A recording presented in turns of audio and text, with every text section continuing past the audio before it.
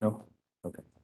All right. Next up are the items for discussion. Number one is the presentation and discussion of the annual comprehensive financial report for the period ending September 30th of 2022.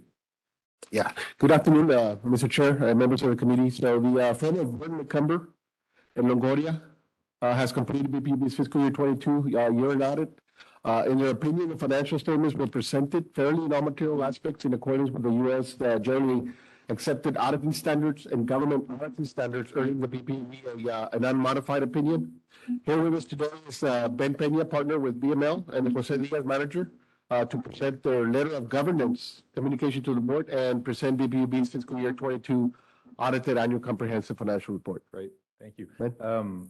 Ben, just so you know, we didn't get an advance copy of the audit, so we haven't had a chance to go through it.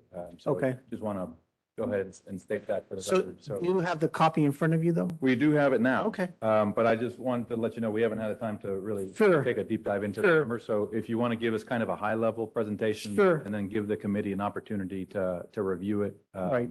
You know, I'll the just, remainder of. I'll just point out some, and then that's really what I was going to just point out some key items in there. I'm not Right. going to go into all the details of the financials and the disclosures within. So If we come across something on our review, we'll reach out. Yes. And then we've got the. For sure, report for sure. on totally, Monday. totally understand. Great. Thank Just you. wanted to make that clear. So thank you for the benefit of the members of the public. My name is Ben Peña with Burton McCumber and Longoria, and with me is Jose Diaz. He's the audit manager on the audit. We did complete the audit, and it was quite an undertaking for our first time. Obviously, you know, learning about the PUB and the ins and outs of all the accounting, and it is a very large audit, but we're happy to announce that everything pretty much went on, you know, without any difficulties. One of the things I'd like to do an overview of what I'm going to communicate today. We're going to do the governance letter, which is required communications from auditors to the Board of Governance and the Finance Committee. And I'm going to highlight some items within the report itself and the financial statements, just high-level accounts. And at the end, I'll talk about some findings and some recommendations that we have. With respect to the governance letter and required communications from the auditors is the accounting policies within the financial statements. Accounting policies are what drive the way the accounting is done in your financial statements by the finance department. And so we're required to disclose if there were any changes or modifications to those policies, and there were none. All the transactions that the PUB went throughout the year, there's no lack of authoritative guidance, nothing unusual with respect to those transactions. So everything's pretty much normal and standard as they have always been. The second item that we as auditors are required to communicate with the Board of Governance are what we call significant estimates. Estimates that are embodied within the financial statements are the ones that require subjectivity. They require assumptions. And so those are numbers that we as auditors, when we look at, we don't necessarily look at the end number. We look at the process of how management got to that number. And so those estimates are the unbilled revenue. Obviously, we have many billing cycles within the PUB that come in at different dates throughout the month. And so in September, we may have a billing period that ended in the middle of the month. So anything after the middle of the month to the end of the year is earned income that needs to be accrued for accrual-based financial statements. And so those estimates are looked at. The allowance for doubtful accounts is based on what is the likelihood of accounts going bad and their collectability. And those are typically based on historical collection performance.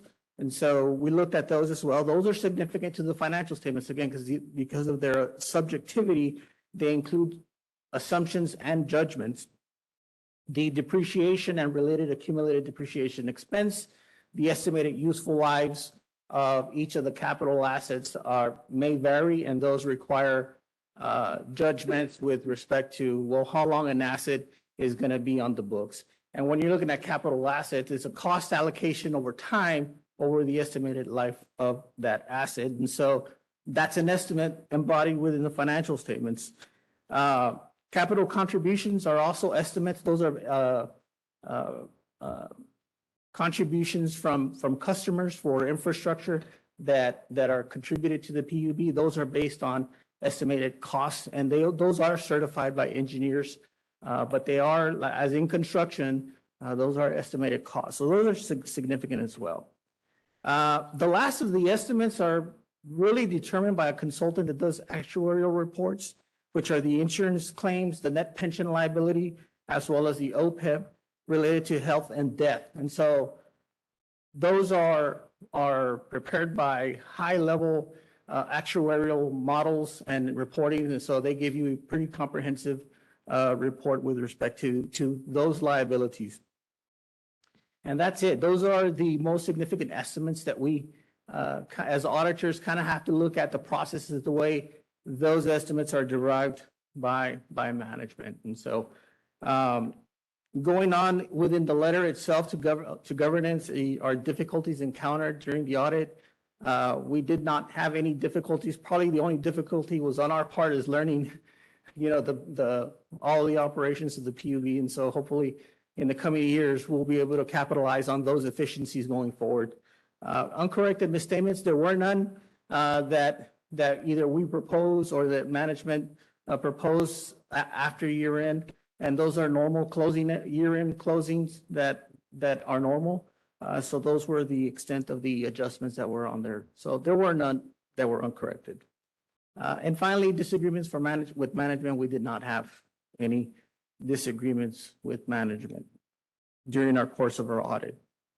One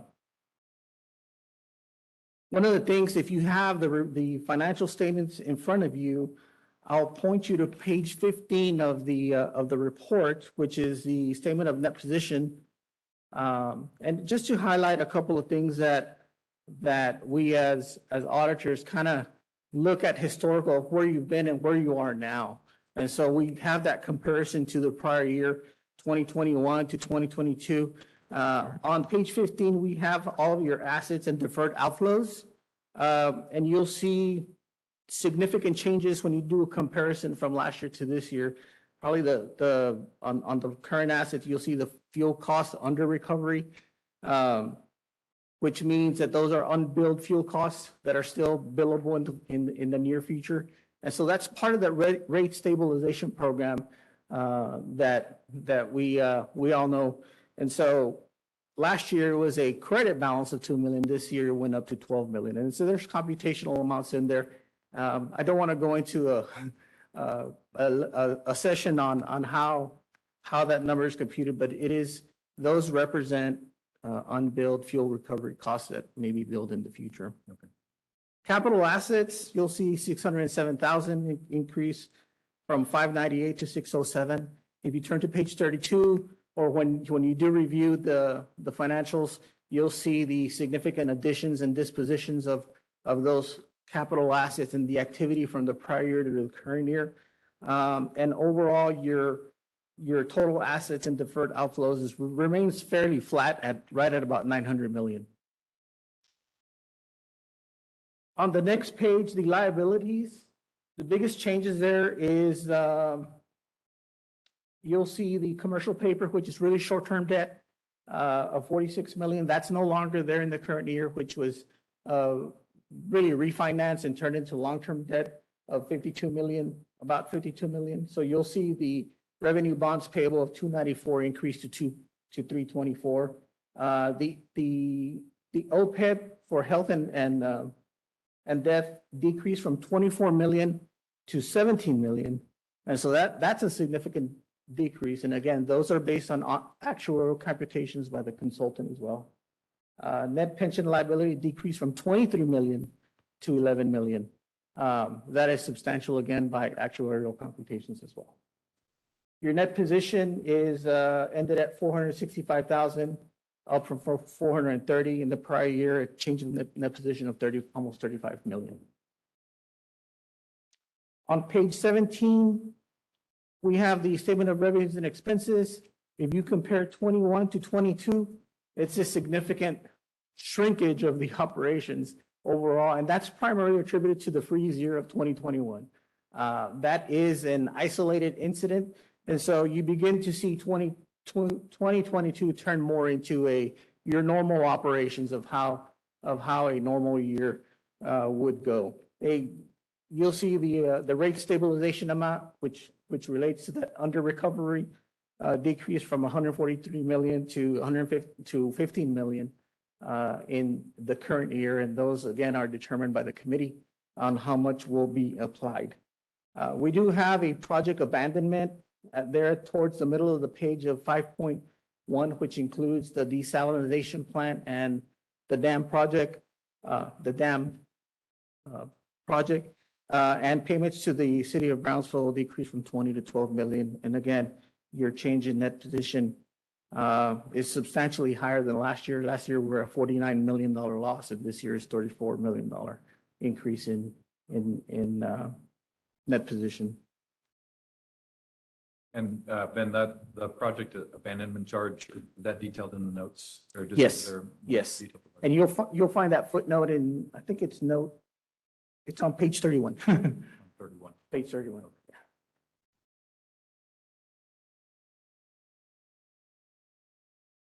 And Well, no- just a note, Dr. Holloman is signed on virtually, so. Okay.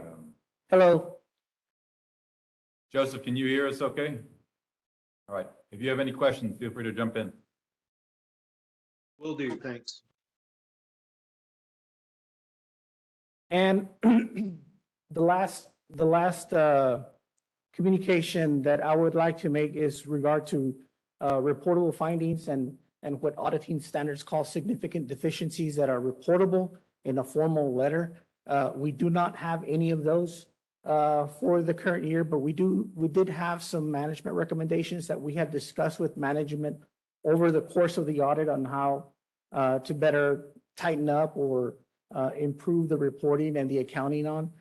We've communicated with those throughout the course of the audit, so at this time, there's nothing that auditing standards require us to inform you as a governing board as a significant deficiency or a finding.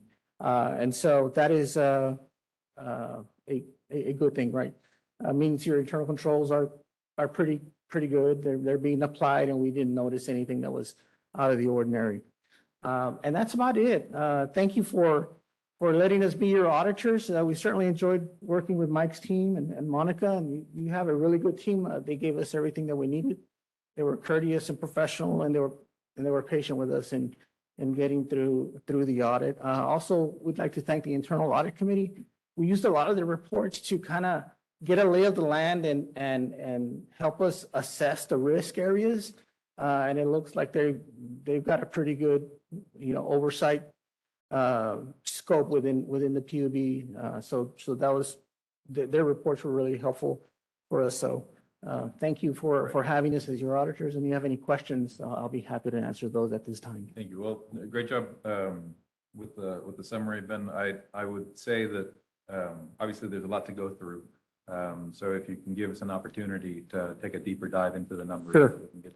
Sure. And if you have questions, Dr. Holman as well, call me at my office and we can show you all the documentation. We have our supporting documentation for Is this the same draft that's expected to be presented to the full board on Monday? pretty much. Yeah, so no changes are expected from now until Monday? Correct. Okay, and I would assume after Monday's meeting, assuming that it's approved by the full board, it'll be made public, or it'll be posted on our website, or what's the timeline on that? Yeah, No, yeah, that's, Shortly after. once it's finalized, approved by the board, we can upload it. posted. Great. Mhm. Great. Well, like I said, I'll take a deeper dive into it and get back to you with any questions. Of I don't know if course. there are any questions from the other committee members. No, I didn't hear anything that was concerning, so we'll just move forward.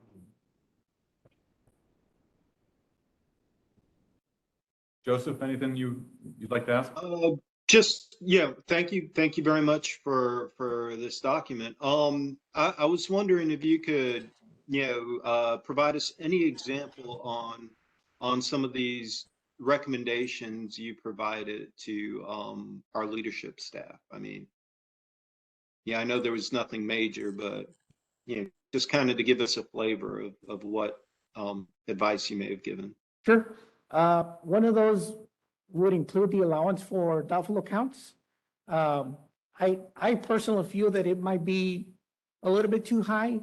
And so maybe visiting how that estimate, again, we talk about the assumptions and what the collectability rate's going to be within the, so I think it's maybe could be looked at a little bit closer, and maybe come out with a more realistic of this is what I think the allowance should be. And basically what an allowance does is, hey, there's an expectation that I might not collect receivables, and what does that expectation look like, and how do I accrue for it or account for it, right?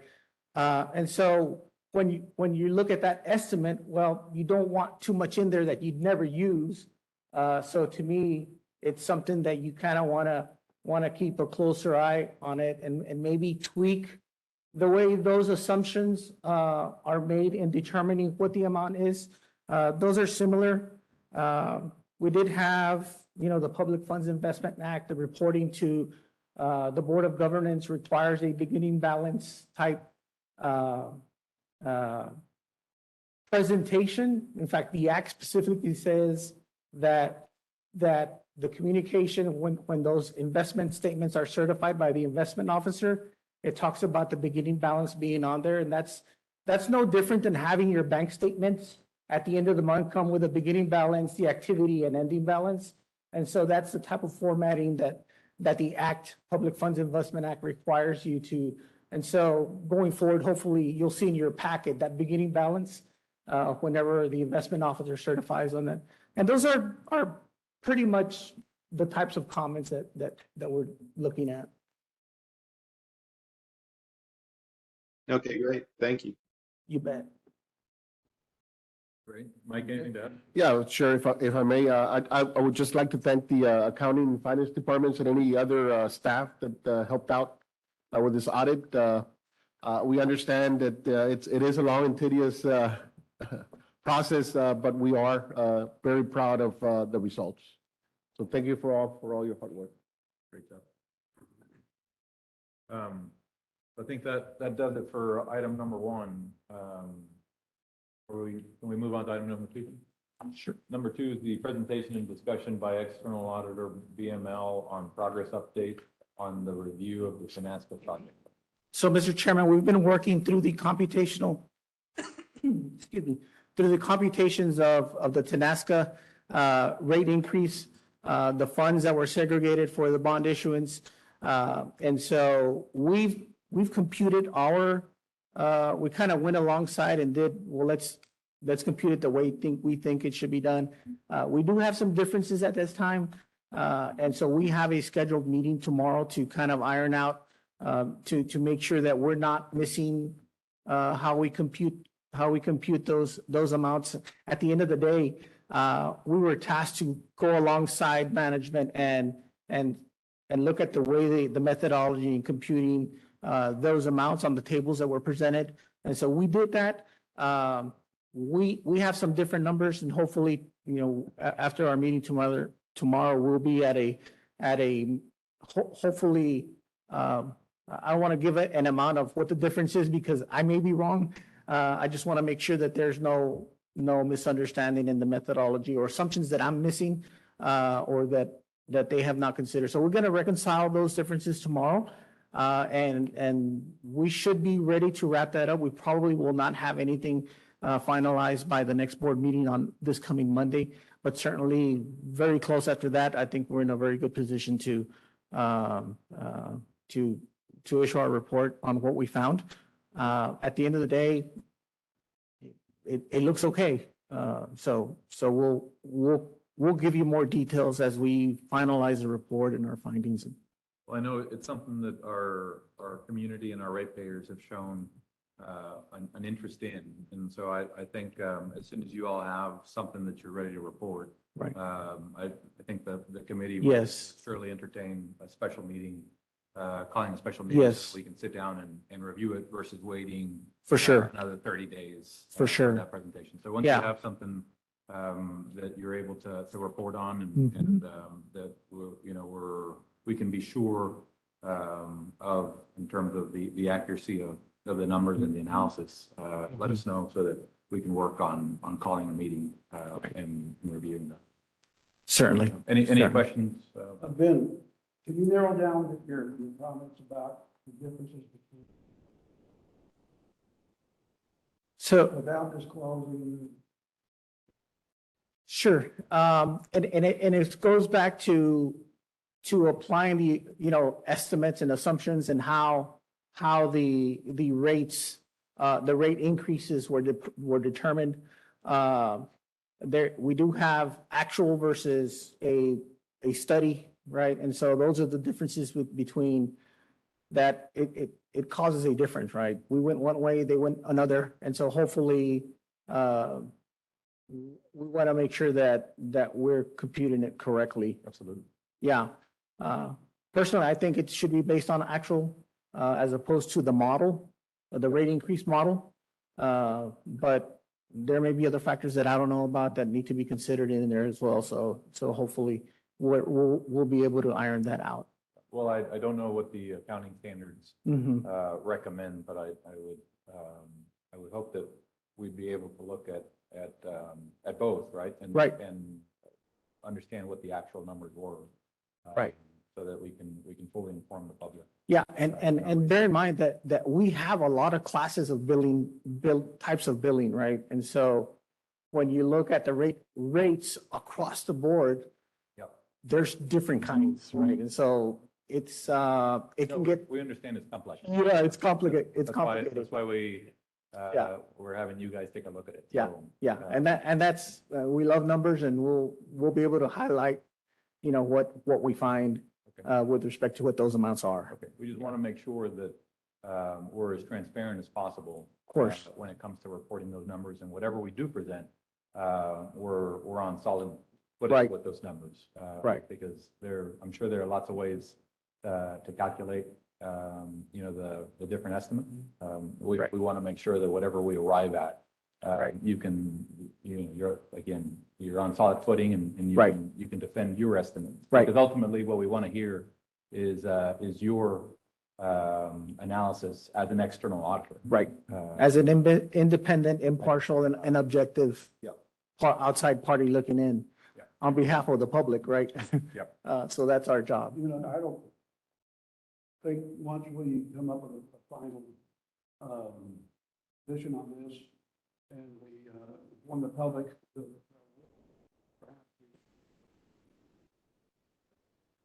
they're going to examine the way we came up with it. Mm-hmm. Right. Yep. Yep, and that, as you mentioned, it's a complex model because we're going based on consumption, right? And rates throughout several years over time, and then you've got rate increases, and so. Yeah.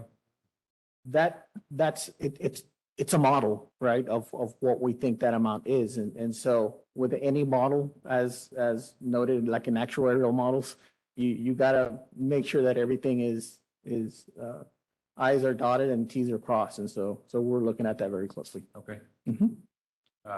So at this time, nothing else to report? Okay, Mike, anything to add? No, not for me.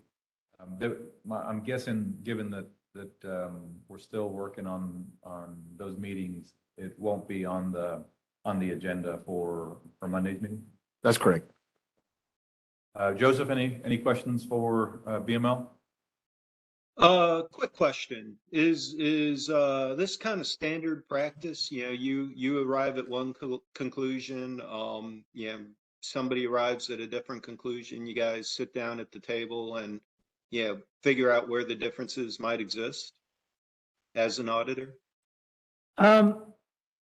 It's not standard because this whole process is not normal to begin with, right? And so when you develop a model to compute an amount, like I said, you audit the process of how you get to that amount versus the end amount, right? In fact, when I initially saw the schedules, I'm in my mind thinking about what are the inputs that make you, that are input into a process that gives you the end result, right? And so, in my mind, I'm looking at the consumptions by year, I'm looking at the rates, I'm looking at how those amounts were segregated and how, and so all those factors that go into the process of how you end up at the end, it's like anything. You have to scrutinize and make sure that we're all on the same page with respect to, is that a valid assumption to go by? At the end of the day, I mean, auditing this is similar to auditing an estimate. So we're auditing the process, the inputs, and of course, the final number. The final number is what ends up after you scrutinize the method.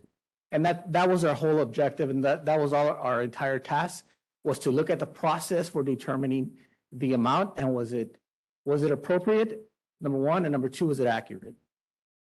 That, in no way does that take away from the independence of the report. Absolutely not. Absolutely not. Anything Got else? it. Thank you. Good. Nope, not good. Thank you. Thank you all. Appreciate the. Have a update. good afternoon. All right. We'll be moving on to number 3. I do want to state before we jump into that, obviously the 2 items that we just touched on were an important part of the meeting and have taken up almost 30 minutes. As a committee, we're aware that this is a regular workday for all of the staff that's here today. We know that we've got a weather event coming in, dropping temperatures, rain and wind. So I think, out of respect for everybody and the tasks that they have for today and for our ratepayers, we'll try and keep our presentations as short as possible, try and get directly to the points. I think for the remaining items, they were all included in our board packet, correct? So we did have an opportunity to go through that. If there are any questions, we'll go ahead and present them. But as far as staff time, we do want to be respectful of that and make sure that you guys are, back in the office or out on the field, taking care of the community. So if that's all right with everybody, we'll try and limit it to, main points, open it up for questions, and then move on to the next item. If something comes up that's critical, we can always, schedule another meeting or discuss it at Monday's meeting. Okay, so with that, jump into number 3, which is the presentation, discussion, possible recommendation of BPUB's financial performance report for the period ending December 31st, 2022. So period ending December 31st, that would make it the first quarter, correct, Monica? Yes, sir. Great. I'll be going through the income statement. You'll see that we have, for the year-to-date numbers, looking at the far right column, we have our total operating revenues of $56,520,385, less our operating expenses of $45,568,698, leaves us operating income of $9,951,687. We then have our net non-operating expenses of $5,131,105, which leaves us income before capital contributions of $4,820,582. Capital contributions of $1,561,471 gives us a change in net position of $6,382,053. When added to the net position at the beginning of the period of $445,337,971, gives us a net position at the end of the period, year to date, of $451,720,024. Looking at the flow of funds, the highlights are that we have, roll down. We did generate, you'll see on lines 19 and 20, we had our transfer to the city net of their usage of $2,287,550,000, and which left a balance available to transfers out of $8,199,834. That covered the fuel adjustment of $2,136,244.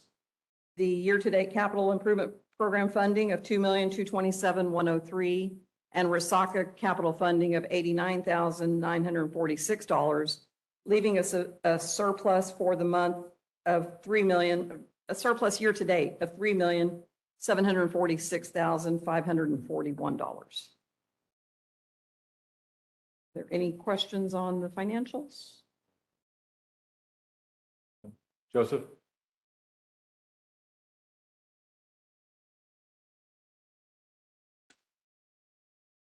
Staying here for the next item. Yep, go ahead. Okay.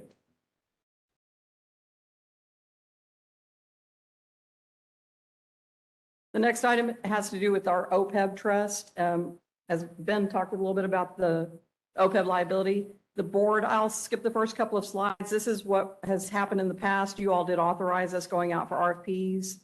So we are now at the next steps process. And so as today we're presenting to you, there is some specific language that is required as part of the trust agreement and part of the plan for the plan administrator. And so there's a resolution that we are taking up to the board on Monday. And this slide shows you the language. It's a very brief resolution, but this is the first step to then execute the remaining documents to actually establish the trust and have it. So there's some other things, the agreement for administrative services, a master plan document, and the trust agreement. This resolution has been reviewed by BPUB's legal side, and so there was some discussions back and forth between special counsel and PAR's counsel, our plan administrators council, and so both sides are in full agreement as far as the language in the resolution, Okay. and we will be taking it to the board on Monday. As far as those documents that we'd be authorizing management to execute, Yes. do you have a schedule of those documents that you could include perhaps with the board packet so that the board is aware of what's being included in there? I don't know if it would be prudent or advisable to include those documents in the board packet or make them available to board members in the event that somebody has a question regarding what are the documents that are actually being executed. We can include it in the packet there. At the very least, maybe have a schedule. That's in closed session? No, it's an open session. Just in case any questions come up. I mean, we've Yeah. got the language here and it's a good presentation, but I would imagine if something comes up, that way they can, if any board members have questions, they can read through it prior to the meeting. Yes. So that we don't have to spend too much time. I can add a slide into the presentation that has just a brief description of those other three documents and what they entail. And they have been reviewed by special counsel as well. That's it. Any questions? No. Joseph, any questions? We got a thumbs up over there as well. Okay, thank you. Thank you, Monica. So that's it for items 3 and 4. The next step is the presentation, discussion, and possible recommendation regarding the return to normal billing practices and aging of accounts. Eddie, I know you included a lot of information in the board packet, so there's a lot in there to digest. Again, in the interest of time, this is obviously something that's very important to this committee and to the board, but if you could focus on the highlights and then open it up for questions. Yeah, this is the main slide right here, and then I'll open it up for questions. But as you can see at the very top of the slide, in January 2022, we had 523 customers that were 90-day plus at about 15,000. We had done a lot of work in coordinating with the agencies that help our customers, and we were able to bring those numbers down from COVID. As you can see, last month in December, it was 2,265 customers for 400,000. We just ran the numbers for the end of the month of January, and it's climbed to 900,000. So it's increasing very rapidly.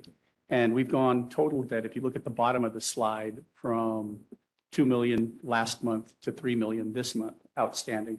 So long story short, one of the things that we're doing is February 28th was the last day that the moratorium is in effect. So after that, we begin our normal billing practices. What that means is I have to start putting out notices ahead of time. So actually, our quote unquote normal notices began going out yesterday because legally we have to give notice.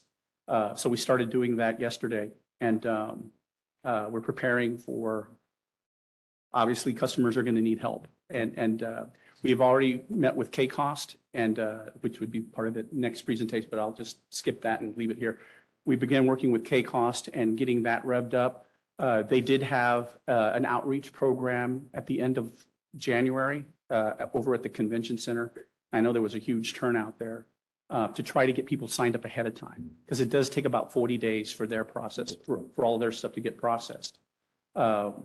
We also met yesterday with a new agency called Texas Utility Help. They both get funding from the same source.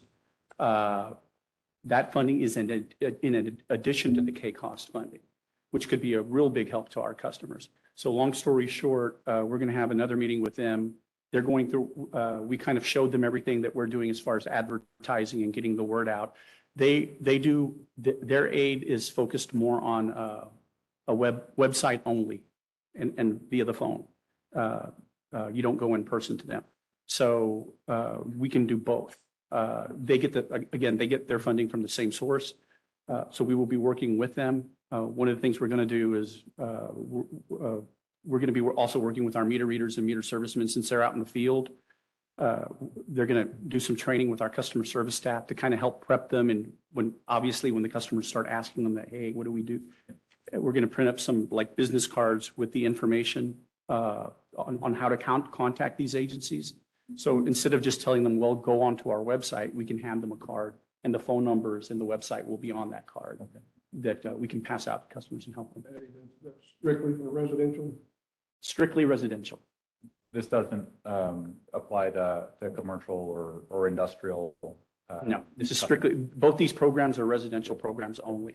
And it's one or the other. You can't do both at the same time. The numbers are presented and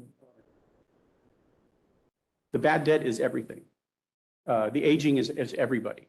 The aid, the 2.4 million that we received last year, and I believe we're up to already in January with one quarter down, we're at almost 750,000 in aid, which is pretty good. So that actually puts us ahead of last year's pace. I guess the message here is that y'all have to message the residential, commercial, everybody's gonna get something. And we have been. Customer service has been doing a really good job, and marketing has really been helping us out in trying to get, the website. It's one of our main banners, and get that information out. And we'll continue working with marketing to get that done. And so just quick math and to understand the numbers, if you divide 15,000 from January 2022 by 500, you're at about $30 per customer. If you divide 900,000 by now 3,000 customers for January 2023, you're up to about $300 per customer. And then to understand the total aggregate debt per customers 90 days past due, that would include, for those customers that are 90 days past due, that also includes their 60-day and 30-day debt. 30, 60, 90, everything. So that number, if we divide 3 million by 3,000, is $1,000. So Right. we have some customers that are perhaps 300 days. I mean, and obviously these are averages, but just to kind of put the number out there, they're 300 days past 90 days, or $300 past 90 days. Correct. But their total debt at this point is closer to $1,000. Correct. Because You're you do, including. right, and we run reports on that. We have a list, but there are a number of customers who've paid nothing since October, and that's the situation that you're describing. But those numbers sound more or less correct. Correct. Or that interpretation. Correct. Are we looking at any recommended, even if temporary, policy changes that we would want to put into effect, just foreseeing potential issues that we would have in March or April, given the amount of debt out there? Are there any, or does the current policy give us flexibility in the event that staff looks at it and thinks that we need to tweak our approach Right. or offer our ratepayers additional options? So one of the things that we've been looking at is we're actually operationally how to handle this overflow. And so we're actually gearing up because we're going to know that there's going to be an influx of customers. And so we're Right now, our call center is at another building that was their house temporarily, so we're moving it back to the administration building to be able to address the walk-ins and the customers, and staff is being trained to be addressed that. So as far as policy pages, this is an ordinance, and so it would be, we would not be following an ordinance, and if we don't follow ordinances, those are the other things. So we can look in what we are able to legally do internally. If there might be potentially a way if somebody is applying for aid, if we can suspend, but I'll leave that. I really need to look into legally what we can and cannot do. I'm not suggesting at Yeah. this time Right. you stray from that. I just- No, I think we have enough, to answer your question directly, I think we have enough flexibility to do what we need to do. Okay. Um, Basically, just FYI, if we do get a commitment from an agency to help, we put that on the books, so that suspends any adverse action to the customer. They still owe the money, but in that case, we have a promise to pay from K-Cost, for example. Yeah. So they will not be disconnected, because we take it, they're good for it. And for those customers that are looking to set up some sort of an arrangement. Like to- an arrangement, typically, Walk-ins. well, typically what we'll do is, yes, they can call, they can walk in, they can do it online. So there's multiple methods. We do work with them. However, typically what we're asking is about 50% upfront, and then we'll try to break up the payments for about 3 months as a rule of thumb. And the reason we do that, because, could we go longer? The reason we try not to do that is because it's going to be March, April, May, and then here comes summer. No. So we don't want to drag that extra payment into the summer months where it's higher. Yeah, I So- think the only thing you want to be, obviously you guys are aware of, but obviously 50% of $100 is different from 50% of $1,000. Correct. And being able to write a check for $500 is, versus 50, that may be, and those are just averages, Yeah. but that may be out of reach for some of our ratepayers. So And I would hope that we have the ability to look at our policy, and if there are any recommendations or any support that you would require from the full board, then consider it for Monday's meeting. And if there's any support or any recommendation that need to be made to the city commission, I believe they have one more meeting before the end of the month. Okay. And so that I may. think we're in good shape, though. Great.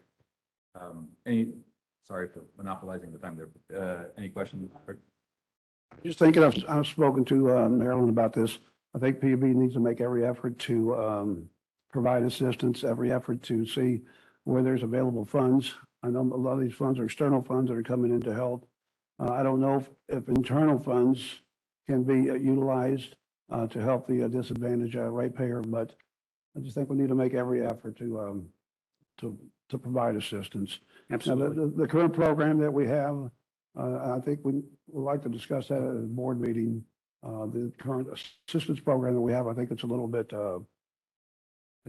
challenging and cumbersome, but we'll pick that up at a later meeting. And if we do need any support from the city, I know I spotted a city commissioner in the audience and also former PUB board member. So if it looks like we do need any sort of help before the end of the month, I think we've got a willing candidate back there to reach out to.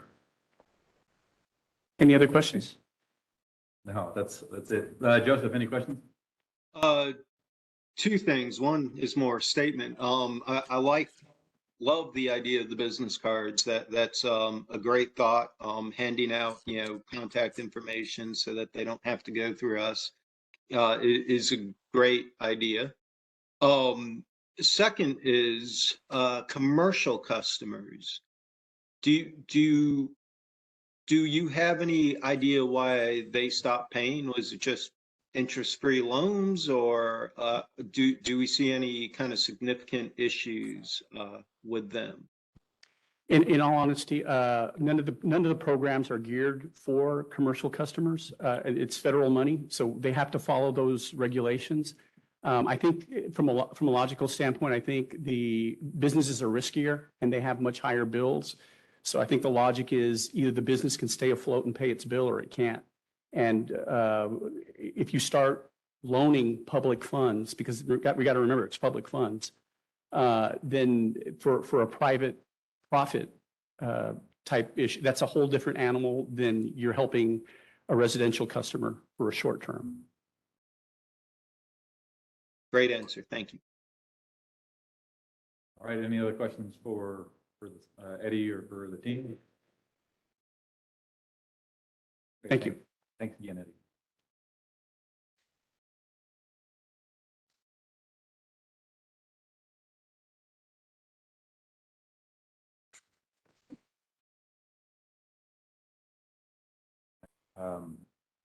So we're through about half of the agenda. We do have items 6, 7, 8, 9, and then executive session. And we're right at 12:45. So again, Mike and Estrella and George and Lena, if we can keep, actually, not Lena, you're presenting an executive session, but for 6, 7, and 8, if we can stick to the main points and then open it up for questions. Okay, so just real quick, so we're just gonna provide a quick update on the compliance with the bond ordinance, section 33L. This is the 4 steps that we need to abide by for the distribution of the Tenasca Equity Fund. So where are we at right now? As you know, we did issue out an RFQ. We did email it 25 engineering firms. We only received one response, and that was the Snyder Engineering LLC. We did request a cost proposal from them, and it came in at $143,500. The proposal is within the authorization level of the interim general manager and CEO. So in order to expedite the process, on February the 6th, 2 days ago, our interim GM and CEO did authorize PPB to enter into an agreement with Snyder. And so staff is currently working on the agreements.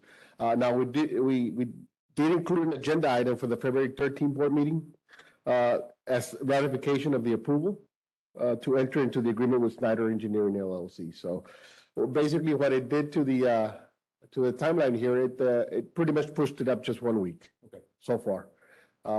If we hadn't, obviously, we only got one proposal, which is not ideal. But if we had not gone with that option, we would have been required to put it out for Correct. RFQ again, and that would have pushed us out. Even for a couple of months. Has Schneider already provided a timeline, expected timeline for their report? I don't believe so. No, not yet. Okay. So that hasn't been incorporated into. Right. Staff is currently working with the agreements with Snyder. Okay. I do want to add that one of the reasons why I signed, I did request a number of hours for them to do that. And so even though a timeline wasn't provided, they gave us, but I'm sure that's also dependent on coming up with an agreement with Schneider. And so, speeding it up and waiting, instead of waiting for the board meeting, then that, works quicker for us to get an agreement in place with them. And then we'll have a set deliverable date from them. Just by looking at their proposal and methodology, they're following on point on task of everything, the requirements for the requirement of the 33L. And so that is something, and staff has already started gathering all the backup documentation as soon as the agreement to provide all the information. So we're trying, based on the subcommittee's recommendations, to try and expedite the process as much as possible, where we are trying to. Marilyn, I just want to go on the record with this comment. I know how many firms did y'all contact?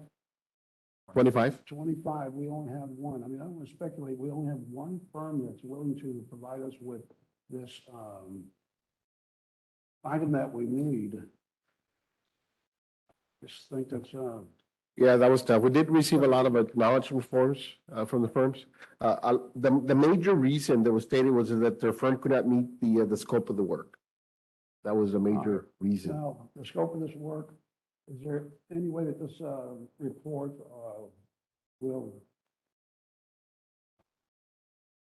can it assist PUB in any other way in terms of providing information from I imagine Schneider organization of a reputable engineering firm. The worldwide with many different business. This report has to have some value, not only for what we need it for this. Yes.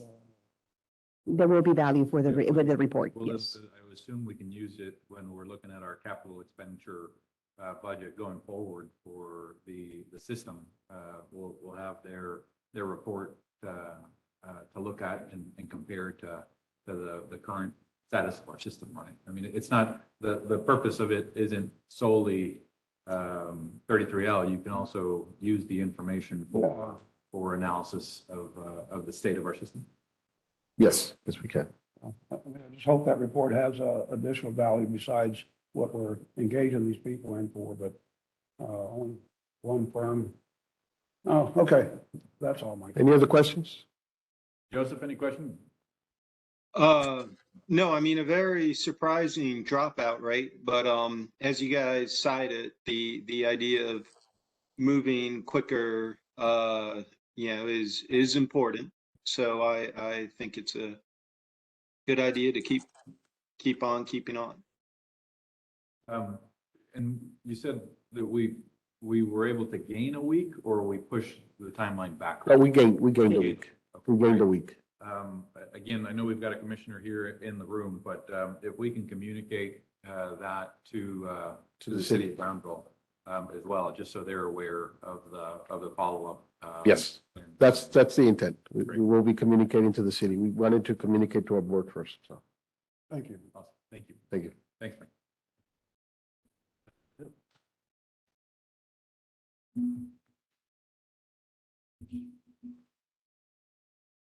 Hi, good afternoon, Chair, members of the board. My name is Estrella Solórzano, Acting Director of Communications and Administrative Services. With me today is Ryan Greenfield, Communication and PR Manager. He manages the marketing sponsorship program. So we do have a presentation. And it was included in our board package. That is correct. Quick question, is this informative, or is there a recommendation or any action that you require from the committee? Or is it just keeping us posted on where we are? This is informative. There really is no action required from the board because we do receive the sponsorship requests throughout the year. We do have a sponsorship request that has come in and that is above $10,000 that is in the board. So we do have a holding spot in the agenda in case you guys wanted to see it. But we do also have the standing item for the Children's Museum of Brownsville for Monday in the amount of 15,000. And that's something that's that on we the- normally, that's on Monday, That's on the correct. agenda. But other than that, it's primarily informative in regards to the two policies that we have, how they differ, and how much money we have in each one of the budgets. Okay, well, if you want to hit on those key items, I think it'd be helpful, and then we can open it up for And questions. I did want to point out that we did get late last week one more sponsorship request, and that would be from Sombrero Festival for $5,000. So the presentation here is correct. We did add that in, but your packet may not include that. Okay.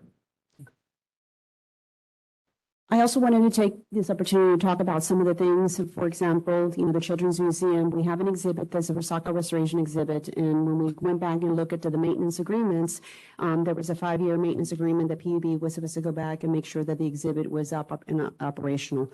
We have identified funds that we can use for this type of endeavor. And so we're going to be restoring and hopefully, but we need to make contact with the Children's Museum and what is it that the needs are specifically for the exhibit for that. And I've asked Ryan to follow up with the executive director and the curator there for the museum.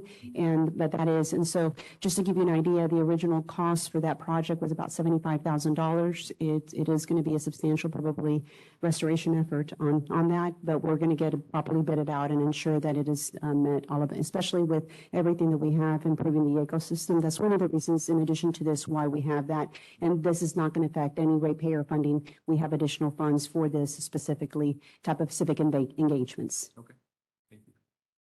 Really quick Go for it.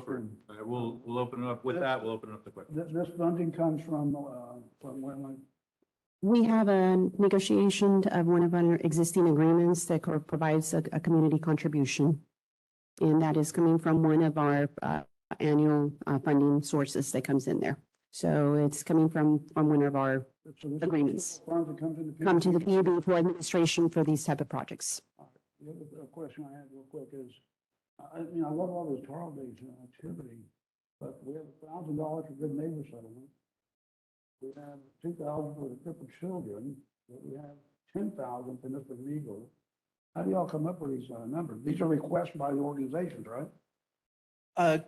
Correct. A lot of times they are specific requests. For instance, Mr. Amigo Association typically requests the 10,000. The Children's Museum is a specific request.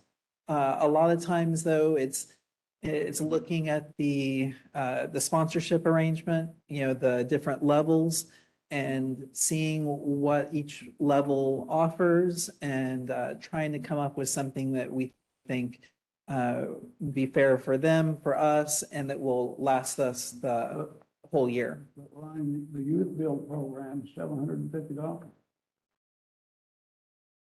The Girl Scouts, 1,000, gosh, there's 1,000. Those are organizations that are social organizations that are out there advocating for children, and I don't know, I just wanted to try to understand how these large organizations are receiving 10,000, 5,000, and CASA's receiving 1,000. Well, we do have a few of the larger sponsors that we have. In particular, that'd be Gladys Porter Zoo, Brownsville Museum. And so what we try to do is try to balance as much as we can those bigger investments and figuring out about how much we would have that we could use for the year. So for instance, last fiscal year, for that budget, we had 110,000, I believe, and we ended up spending more than 100,000. So there wasn't too much that was left. Looking at this year, we did have a bit of a reduction in our budget, but right now we're in okay shape and we're looking for ways to maybe supplement that. And that way, when we get some additional requests, because as you could maybe see from the comparison of the slides, we tend to get more of the requests, I'd say kind of starting around now. I'd say now, the summer, the spring is when we tend to get the most requests. I think the comment is directed toward the fact that, and I know these are different organizations, so I don't want to upset anybody who is part of these organizations. But if you add up Charo Days, Sombrero Festival, and Mr. Amigo, you're at 20,000 versus, as Art mentioned, you've got a couple of other organizations here that are doing great work as well. And they're at 1,000 or 2,000. So this may be an opportunity. I know we've had discussions in the past about utilizing our PubCap board and their input more effectively, and maybe something like this could be a conversation to allow PubCap or ratepayers or our employees to weigh in terms of where should these sponsorships be directed, perhaps? Are we doing a good job with what we currently have, or are there perhaps other priorities that the public and our community feels we're not able to fund because we're allocating whatever category? So that may be a good conversation for We're giving more weight. with PubCap, just to brainstorm. Just real quick, some of the sponsorship requests that you're mentioning might be for like a walk. So the requested funds that they require are a lot smaller than something like Mr. Amigo.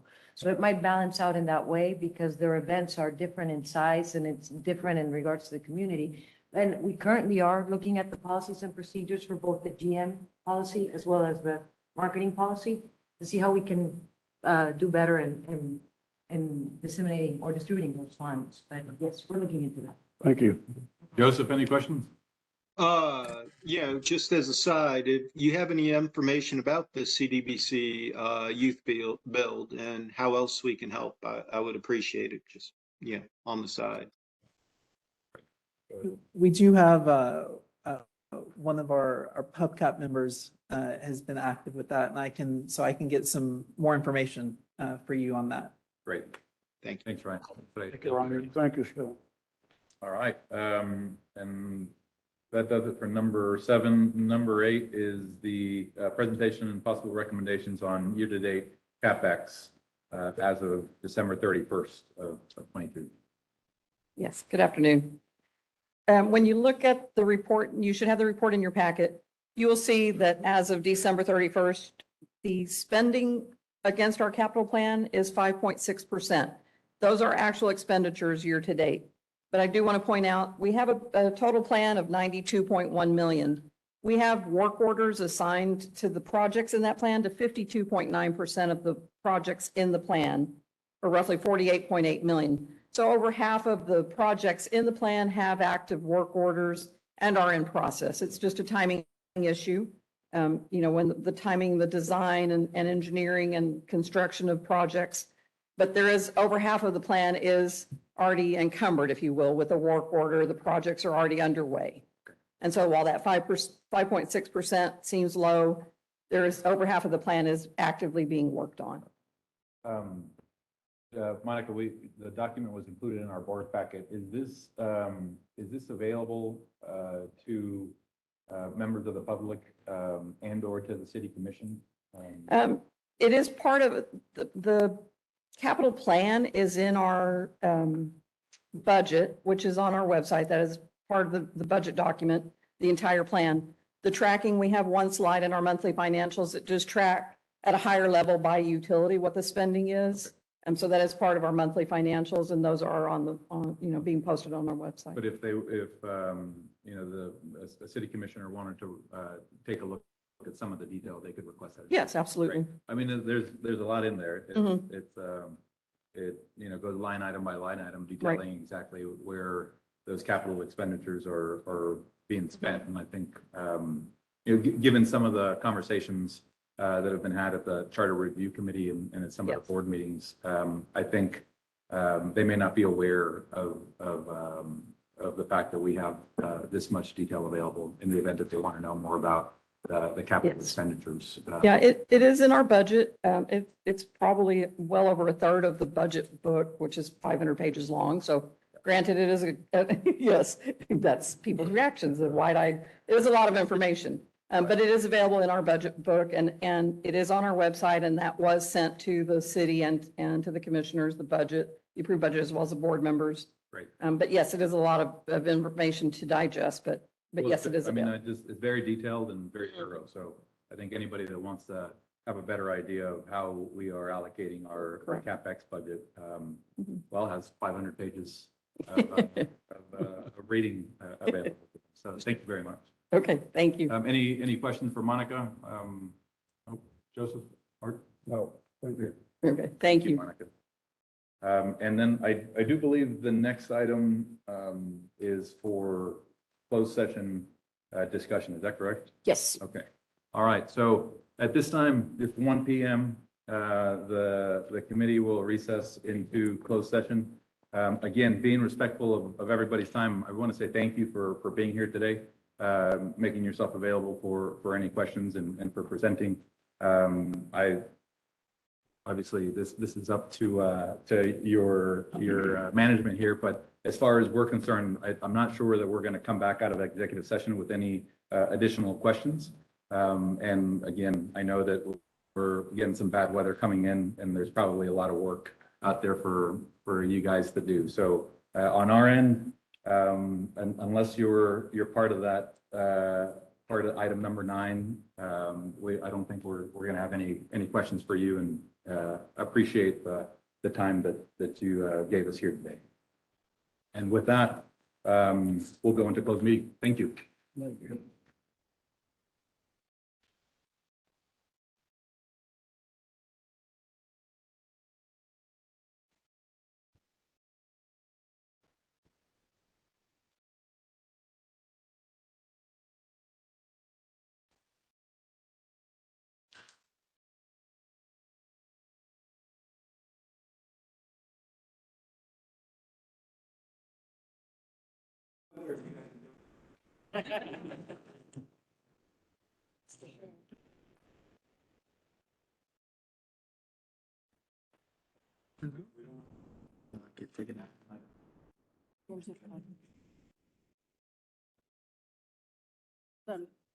Hold on, Mr. Zapata. Good. Okay, so at 1:34 p.m., we're back in open session. At this time, I don't think we have any action items or any additional discussion items other than what we spoke about prior to the closed meeting. That's correct. And so, Art, do you have anything to add? Then 1:35 p.m., this meeting is now adjourned. Thank you again to everybody for being here, for presenting, and for making yourself available to answer questions. We appreciate your time. Vámonos.